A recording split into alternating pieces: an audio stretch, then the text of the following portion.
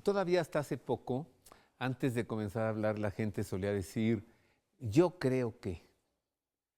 Después empezó a decir, yo pienso que. Y ahora la generalidad es que se diga, yo siento que. Entonces, ¿qué sucede?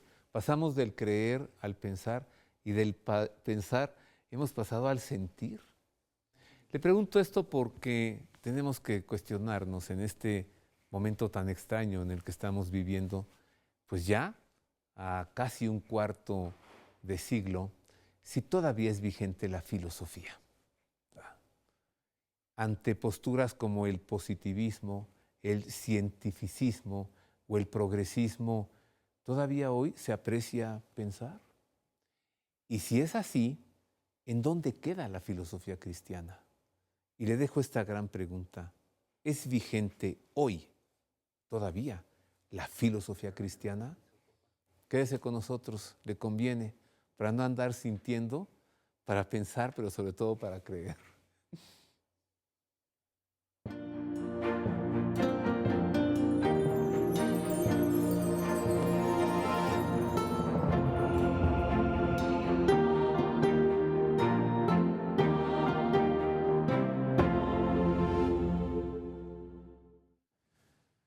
¿Usted qué siente? No, ¿usted qué piensa? O mejor, ¿usted qué cree? Le saludo con afecto, gracias por estar con nosotros. Bueno, tendré el gusto de conversar hoy, tratar este programa con verdaderos profesionales en este tema. Voy a conversar con la decana de la Facultad de Filosofía de la Universidad Pontificia de México y voy a platicar también con el secretario académico de la misma Facultad de Filosofía de la Universidad Pontificia de México. Así que este programa espero que sea muy pensante. Bienvenida, doctora Carolina Flores. Muchas gracias, gracias por darnos un espacio a estar en este programa. Me siento así muy orgulloso de estar conversando con la decana mujer de la Universidad Pontificia de México en la Facultad de Filosofía. La verdad es que también para mí es un orgullo y una gran responsabilidad, porque efectivamente antes de mí no había mujeres que habían sido decanas de la Facultad de Filosofía. Aparte, pues yo soy laica, estudié primero en la Universidad Pontificia, pero luego en la UNAM. Entonces estoy muy contenta de que la Universidad Pontificia me abra las puertas como decana de la facultad. Entonces, en todos los siglos de la Real y Pontificia Universidad, la primera vez que tenemos una decana mujer en filosofía es ahora con usted. Exactamente. A ver, yo recuerdo, fíjese qué buena memoria, cuando estaba yo en preparatoria, Okay. la definición. Filosofía es la ciencia que estudia todas las cosas por sus causas últimas a la luz natural de la razón. ¿Es vigente? Pues esta definición es la definición tradicional, pero creo yo que no es necesariamente errónea, pero sí la debemos de actualizar, creo yo, ¿no?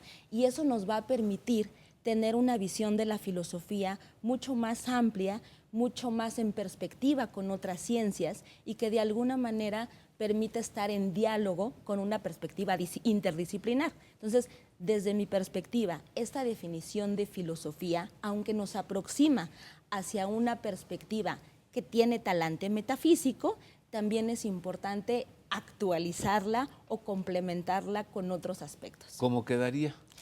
A mí me gustaría pensar no necesariamente en una definición de ciencia en el estilo positivista, porque si de alguna manera seguimos retomando esta definición de ciencia que estudia todas las cosas, incluso hasta suena muy pretencioso. ¿Cómo es posible que haya una ciencia que estudia todas las cosas? Como luego podemos decir, quien estudia todas las cosas estudia todo y parece ser que no termina estudiando como en realidad. ¿Qué es lo que para mí sería importante? Sería un análisis crítico de la realidad, un análisis que busca interpretar, que busca de alguna manera con método reflexionar sobre el sentido de las cosas. Y creo que esta aproximación es mucho más adecuada a simplemente decir ciencia que estudia todas las cosas. Ajá, entonces si yo dijera, yo creo que estoy haciendo filosofía. Sí, ajá, y de alguna manera parece ser que la reflexión filosófica parece ser que ha estado como ajena a nuestra vida, en el fondo es más viva que mucho de lo que queremos pensar. ¿Es vigente la filosofía, doctora? ¿Todavía se puede pensar? Yo creo que no solamente todavía se puede pensar, todavía es necesario pensar. Sí, por Dios. Porque de no hacer esta crítica sobre la sociedad, esta crítica sobre ideologías, pues el problema es que asumimos de manera sin cuestionar las cosas y eso nos conduce a visiones dogmáticas, a visiones poco críticas, que en el fondo es necesario cuestionarnos. Es cuando se dice, yo siento que... Ahí está, poco crítica, una visión de mi apreciación, de ti y de la realidad y de todo. Hemos quedado como en una visión como muy subjetiva, muy personal, muy emotiva, y tampoco quisiera pensar que sentir o tener emociones está mal. El problema son los extremos, creo yo, cuando nos enfocamos únicamente al sentir o cuando pensamos que todo es exclusivamente el pensar. O si por sentir considero que ya pensé. También. También es cierto.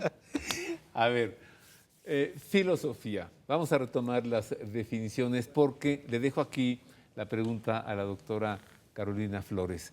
Ya nos dijo que es vigente la filosofía. Ahora preguntaré, ¿y es vigente la filosofía cristiana? Pero antes, vamos con más de filosofía en general.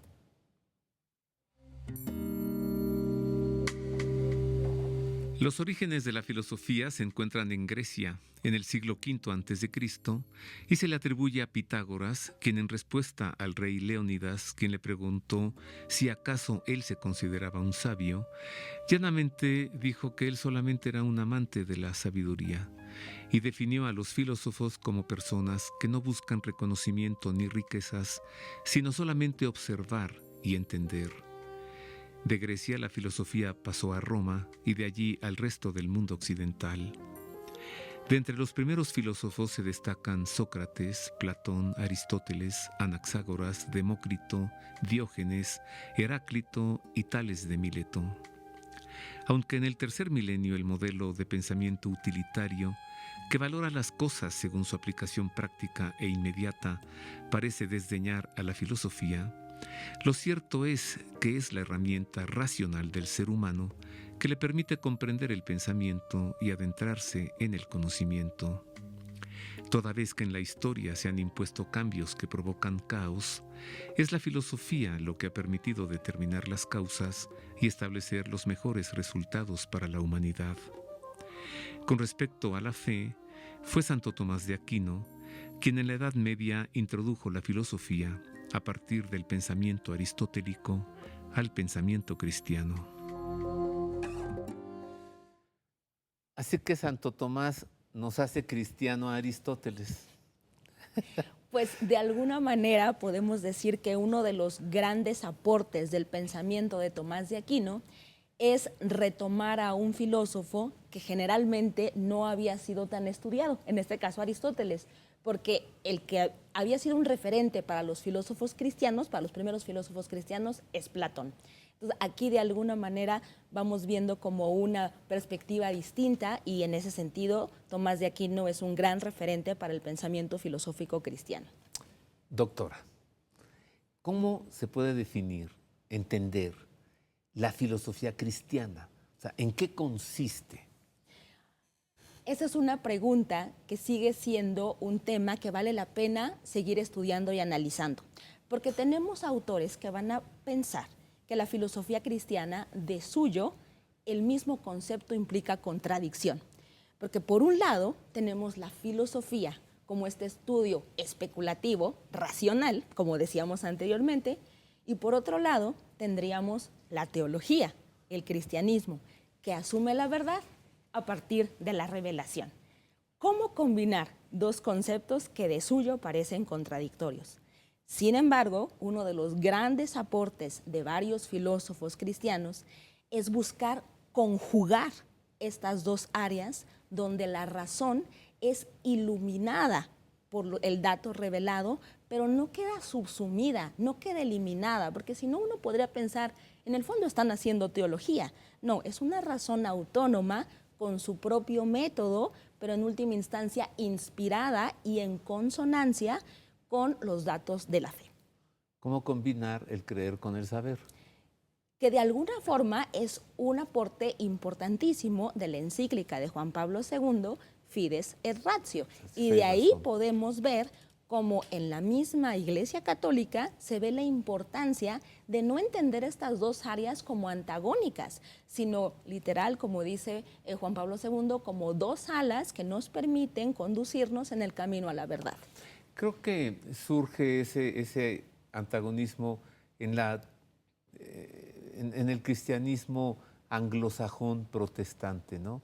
Que se opone a Charles Darwin y a su teoría de la evolución de las especies, y eso no se puede pensar porque aquí está la Sagrada Escritura, y surge esa idea de que la fe y la ciencia chocan, cuando no es así, ¿no? O sea, esa idea no es romana, no es católica romana.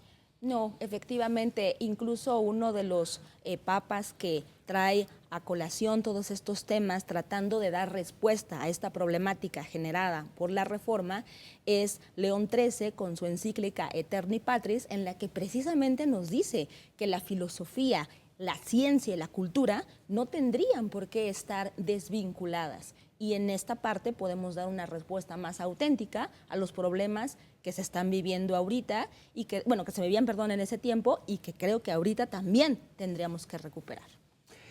¿Qué caracteriza a la filosofía cristiana? ¿O puedo decir pensamiento cristiano?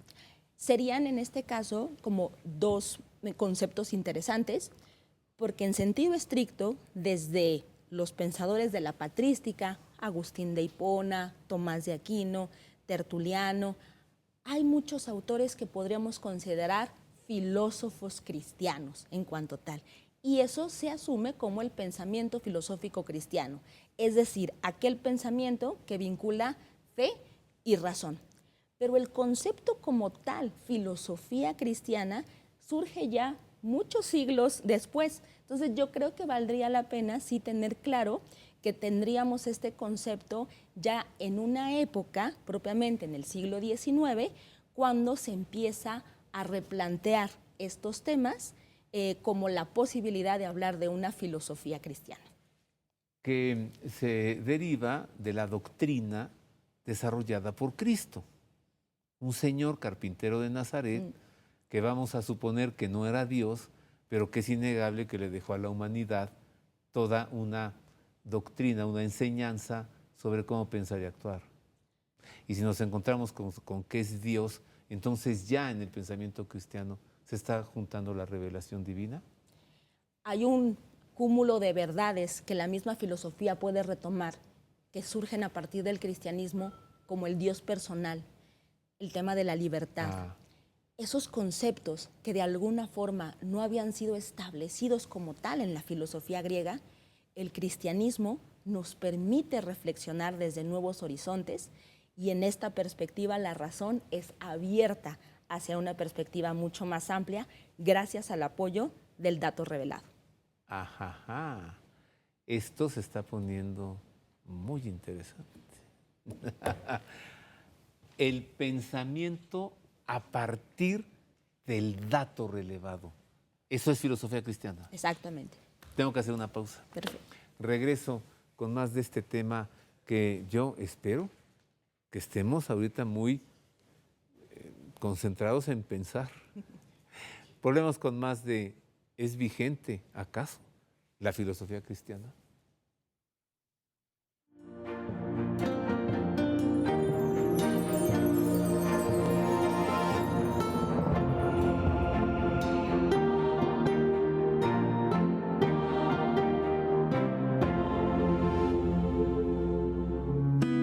La Universidad Católica Lumen Gentium invita a participar en el primer Congreso Internacional de Acompañamiento Formativo en Situaciones de Trauma y Abuso. Del 18 al 20 de julio, con los temas Efectos del trauma y el abuso en el desarrollo psicológico, existencial y espiritual, acompañamiento psicológico y formativo del trauma y el abuso en la infancia y la adolescencia, perspectiva de género y acompañamiento espiritual en las casas de formación. Talleres de detección temprana de situaciones de abuso, ayudar a sanar el trauma del abuso, protocolo de acompañamiento en casas formativas femeninas, cuidado de las víctimas de situaciones traumáticas. El congreso será presencial en las instalaciones de la Universidad Católica Lumen Gentium, plantel Tlalpan. Informes a los teléfonos 55 78 81 06 57 y 55 41 41 16 99 o al correo electrónico promocionuclg@gmail.com. Reserve de inmediato. Lugares limitados.